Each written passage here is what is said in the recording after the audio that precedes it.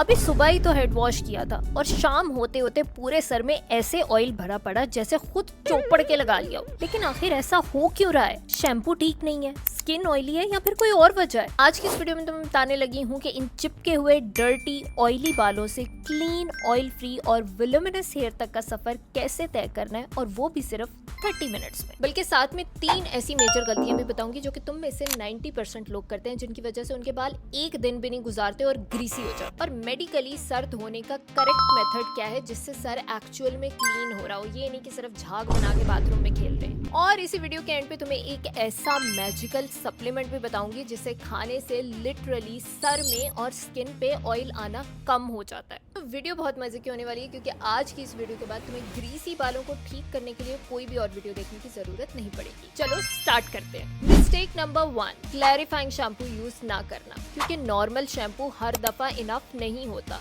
Specially अगर बालों के अंदर ऑयल के साथ साथ सीबम, स्वेट, डर्ट, सिलिकॉन और स्टाइलिंग प्रोडक्ट्स भी फंसे हुए हैं। तो क्लैरिफाइंग शैम्पू का काम है तुम्हारे बालों में डीप क्लिनजिंग करना। यहाँ पे मैं एक्यूफिक्स का क्लैरिफाइंग शैम्पू यूज कर रही हूँ। डीप क्लिनजिंग के लिए this is one of the best, और मैं अपने बहुत सारे ऑयली स्कैल्प के पेशेंट्स को भी ये लाजमी रेकमेंड करती हूँ। इसके साथ हेयर बहुत ज्यादा लाइट फील होते हैं, रूट्स बहुत ही क्लीन हो जाती हैं, और मोस्ट इम्पोर्टेंटली शैम्पू को हमेशा अपनी रूट्स पे फोकस करो जहाँ पे ज्यादा ऑयल आता है। हेयर लेंथ पे लगाने की जरूरत नहीं है। और मैं बहुत दफा बता चुकी हूँ कि जब भी शैम्पू लगाना है हमेशा फिंगर टिप्स के साथ लगाना है, नाखूनों के साथ रगड़ने नहीं बैठ जाना। और हाँ, एक प्रो टिप जो कि इस पूरी दुनिया में तुम्हें कोई और नहीं बताने वाला, शैम्पू लगाते टाइम प्रोडक्ट को हमेशा पहले हथेली पे लेना है और लिक्विड फॉर्म में ही शैम्पू को अपनी रूट्स तक लेकर जाना है और वहां पे लगाना है। पहले झाग बनाने नहीं बैठ जाना, क्योंकि झाग बनेगी तो उसके अंदर एयर ट्रैप हो जाएगी, बबल्स बनेंगे। अब वो प्रोडक्ट इतना फोमी हो गया है कि उसको बालों की रूट्स तक पुश करना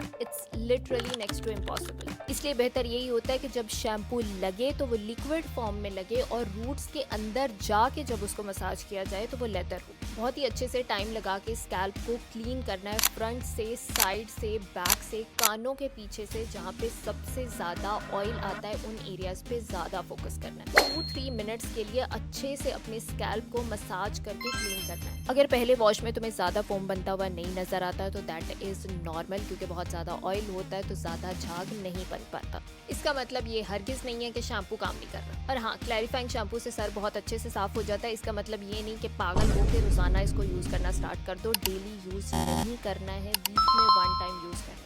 अब एक दफा सर धुल गया तो इसका मतलब ये नहीं कि बस हो गया हमारा नहाना और नाचते हुए बाहर नहीं आ जाए। सेकेंड वॉश करना है किसी प्रोफेशनल या रेगुलर शैम्पू के साथ, और उसमें अगर केराटिन हो तो सोने पे सुहागा। And this step is very very important. ना सिर्फ स्कैल्प की एक्स्ट्रा क्लिनजिंग होगी, बल्कि उसके अंदर जो इंग्रेडिएंट्स हैं जैसे कोलाजिन है, केराटिन है, वो डीपली बालों के अंदर पेनिट्रेट करेगा, क्योंकि पहले से क्लैरिफाइंग शैम्पू की वजह से बाल बिल्कुल साफ हो चुके हैं। अब जो भी उसके ऊपर लगाओगे वो अच्छे से पेनिट्रेट करेगा और अपना काम करेगा। मैंने पर्सनली केरास्टेज का भी यूज किया हुआ है, and this one is really good but बहुत एक्सपेंसिव है। और मैंने रिसेंटली ये विंसे का केराटिन वाला शैम्पू भी यूज किया है। इसके बारे में पहले वीडियोस में बता चुकी हूँ। इसकी इतनी कम प्राइस के अंदर इतना अमेजिंग फॉर्मूला है कि मुझे लिटरली केरास्टेज वाले की याद भी नहीं आई। अगर तुम्हें भी एक अच्छा केराटिन वाला शैम्पू यूज करना है, वो भी बहुत ही अफोर्डेबल प्राइस के अंदर, definitely give this a shot. ये लिटरली बालों को बहुत ही स्मूथ, फ्रिज फ्री और एकदम अमेजिंग कर देता। बाय द वे, इस वीडियो में जितनी भी प्रोडक्ट्स मैं यूज कर रही हूँ ये तुम्हें लिटरली पूरे पाकिस्तान में कहीं से भी मिल जाएंगी, किसी भी फार्मेसी से मिल जाएंगी, किसी भी सुपर स्टोर से मिल जाएंगी, और अगर नहीं मिलती हैं तो ऑनलाइन चेकआउट कर लो। और इन सब के लिंक्स मैंने नीचे डिस्क्रिप्शन में दे दिए हैं, ताकि जब लेने की बारी आए तो गवाच ना जाओ कि प्रोडक्ट क्या था, कहाँ से मिलेगा, कितने का मिलेगा। ये सारी इन्फॉर्मेशन तुम्हें डिस्क्रिप्शन बॉक्स में मिल जाएगी, जाके चेकआउट कर लो। अब शैम्पू से वॉश तो कर लिया, लेकिन शैम्पू करने की वजह से बालों से मॉइस्चर निकल जाता, इसलिए जब बाल सूखता है तो वो ड्राई और फ्रीजी हो जाता, और उन फ्रीजी बालों को नीचे बिठाने के लिए ऊपर तेल लगा लेते। तो ऑब्वियस सी बात है ना, बालों में ऑयली आना है, इसलिए किसी भी सूरत में डेली बेसिस पे भी अपना मास्क या कंडीशनर मिस नहीं करना है। अगर कंडीशनर यूज कर रहे हो तो ये एक्यूफिक्स का कंडीशनर यूज कर लो, this one is really amazing. लेकिन एटलीस्ट वीक में 1 या 2 मरतबा हेयर मास्क लाजमी यूज करना है। जैसे क्लैरिफाइंग शैम्पू स्कैल्प को एक्स्ट्रा क्लीन करता है, इसी तरह से मास्क कंडीशनर से ज्यादा डीप नरिशमेंट देता है। अगर इंटरनेशनल यूज कर रहे हो तो ये केरास्टेज का मास्क यूज कर सकते हो, this one is actually really good.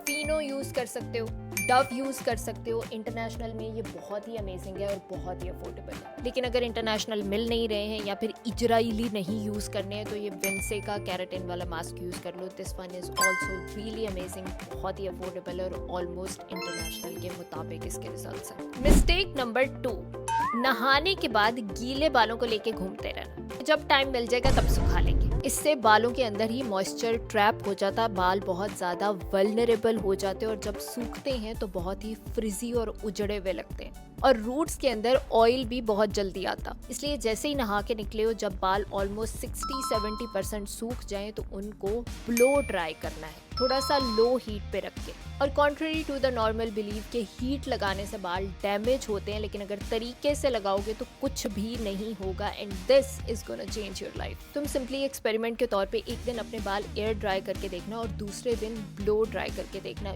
You yourself are gonna see the difference. और जैसे ही बाल सूख जाते हैं तो उनके ऊपर एक अच्छा सा एंटी फ्रिज सीरम लगा लेना है, ब्लो ड्राई करने से पहले भी और बाद में भी। और स्पेशली अपने बालों के मिड्स और एंड्स को बिल्कुल मिस नहीं करना। जेन फार्म का एंटी फ्रिज सीरम लगा सकते हो या फिर विंसे का भी लगा सकते हो और ये हीट प्रोटेक्शन भी देता है। मैं पर्सनली एंटी फ्रिज सीरम अपने बालों के एंड्स पे एटलीस्ट 2 या 3 मरतबा लाजमी लगाती हूँ दिन में, because my roots are very oily और मेरे बालों के ends are extremely dry. You can also do it and you're gonna see the amazing difference in your hair ends. Mistake number 3, dirty hair brushes, hair clips, pillow case और scarfs. ये वो items हैं जिनके अंदर तुम्हारे बालों का oil, गंक, sebum सब कुछ फंसा रहता। और हेयर वॉश करके भी सेम ही क्लिप यूज हो रहा होता है, सेम ही तकिए के कवर यूज कर रहे होते हो, सेम ही स्कार्फ लेके बाहर निकल जाते हैं। तो ऑब्वियस सी बात है वो सारे फंसे हुए जर्म्स, डर्ट, सीबम, डैंड्रफ सारा कुछ स्कैल्प के अंदर वापस डिपॉजिट हो जाता। ये बहुत ही छोटी छोटी और माइनर सी चीजें लगती हैं, लेकिन जिंदगी में सबसे ज्यादा दुखी छोटी चीजें करती हैं। इसलिए अपने हेयर ब्रशेस को एटलीस्ट वीक में एक दफा लाजमी वॉश किया करो। अपने तकिए के कवर को एवरी ऑल्टरनेट डे पे या तो चेंज कर लो या फिर वॉश करो। अपने हेयर क्लिप्स को धो और अपने स्कार्फ्स को भी जब बाहर से पसीने वगैरह में घूम कर आई हो तो उनको आके सेम स्कार्फ नहीं यूज करना, सेम दुपट्टा नहीं यूज करना, उसको वॉश करना है देन यूज करना है। और हाँ, एक प्रो टिप, सिल्क के पिलो केसेस यूज करने और अगर हो सके तो सिल्क के स्कार्फ या सिल्क का कपड़ा यूज करने का ट्राई किया करो। They are really amazing for your hair और स्किन हेल्थ। अब बारी आती है उस मैजिकल सप्लीमेंट की जिसके साथ बालों में ऑयल नहीं आता। तो सप्लीमेंट का नाम है ऑक्सीटोल। इसके ऊपर मैंने अलग से एक पूरी वीडियो भी बनाई हुई है पीसीओएस से रिलेटेड, जिसमें मैंने बताया था कि हाउ मायोइनोसिटोल और D chiroinositol are very very important PCOS को मैनेज करने के लिए, क्योंकि ये ना सिर्फ हार्मोनल इम्बैलेंस को मैनेज करता है बल्कि साथ ही साथ इंसुलिन रेजिस्टेंस को भी कम करता है। और यही दो वो मेन कल्प्रिट्स होते हैं जिनकी वजह से तुम्हारी रूट्स एक्सेसिवली ऑयली होती है। तो ऑब्वियस बात है जब ये सप्लीमेंट लोगे तो ये दोनों फैक्टर कंट्रोल हो जाएंगे और बालों में और स्किन पे ऑयल आना भी कम हो जाएगा, जिसकी वजह से इवेंचुअली एक्नी होना भी कम हो जाएगी और बालों में डैंड्रफ होना भी कम हो जाएगा। And yes, this is extremely safe for main and women. एक कैप्सूल सुबह में ले सकते हो, एक शाम में ले सकते हो। Within 6 to 7 weeks you are gonna see the amazing difference. And this is so amazing कि इसको लिटरली प्रेगनेंसीज में भी सेफ माना गया है। सो अब तुम्हारा काम ये है कि तुम्हें अपने बालों से रिलेटेड जितने भी इश्यूज हैं, शिकवे हैं, शिकायतें हैं, मुझे नीचे कमेंट्स में बताओ, मैं तुम्हें उनका हल बताऊंगी। और अगर ये वीडियो पसंद आ गई है तो आई एम श्योर तुम्हें ये वाली वीडियो तो बहुत ही पसंद आने वाली है। So watch it and you are gonna learn something new. और ऐसी ही इन्फॉर्मेटिव वीडियोस के लिए मेरे चैनल को सब्सक्राइब कर लो, because I am the coolest doctor ever. और ऐसी कूल मेडिकल और फन इन्फॉर्मेशन तुम्हें और कहीं नहीं मिलने वाली। Thank you.